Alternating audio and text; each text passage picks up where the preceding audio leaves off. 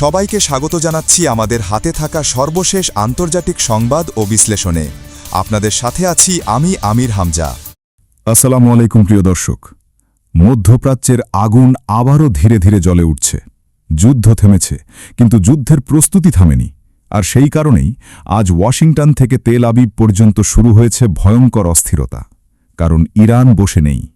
Iran আবারও নিজের drone, ক্ষেপণাস্ত্র আর সামরিক শক্তিকে নতুন করে দাঁড় করাচ্ছে। আর এই খবর সামনে আসতেই ইসরায়েলের ক্ষমতার করিডোরে শুরু হয়েছে আতঙ্ক, চাপ আর উত্তেজনা।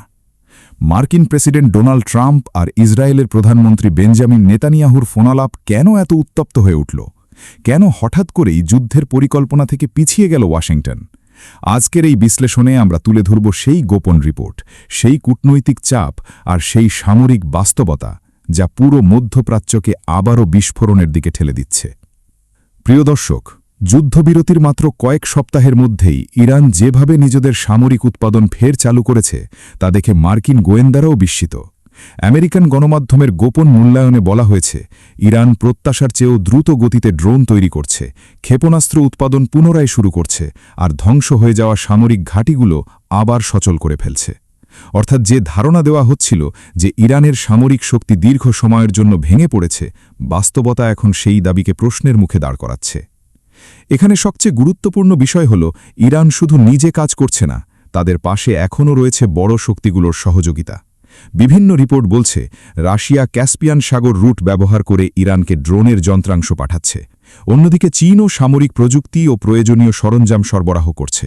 অর্থাৎ যুদ্ধবিরতির সময়টাকে ইরান দুর্বল হয়ে বসে থাকার জন্য ব্যবহার করেনি, বরং তারা এই সময়কে ব্যবহার করেছে পুনর্গঠন, পুনরায় অস্ত্র উৎপাদন আর ভবিষ্যৎ সংঘাতের প্রস্তুতির জন্য। এখন প্রশ্ন হচ্ছে, এতে এত ভয় পাচ্ছে কারা? উত্তর খুব স্পষ্ট। কারণ ইসরায়েল জানে, যদি ইরান আবার পুরোপুরি সামরিকভাবে ঘুরে দাঁড়ায়, তাহলে আগের চেয়েও ভয়ঙ্কর প্রতিরোধ তৈরি হবে। আর সেই কারণেই ইসরায়েল চাইছে যুদ্ধ থামুক না, চাপ চলতে থাকুক। কারণ যুদ্ধ শেষ হয়ে গেলে অভ্যন্তরীণ রাজনীতির ঝড় শুরু হবে। দুর্নীতি মামলা, রাজনৈতিক সংকট এবং ক্ষমতা হারানোর আশঙ্কা আবার সামনে চলে আসবে। আর এখানেই শুরু হয়েছে ট্রাম্প আর নেতানিয়াহুর মধ্যে বড় ধরনের মতবিরোধ।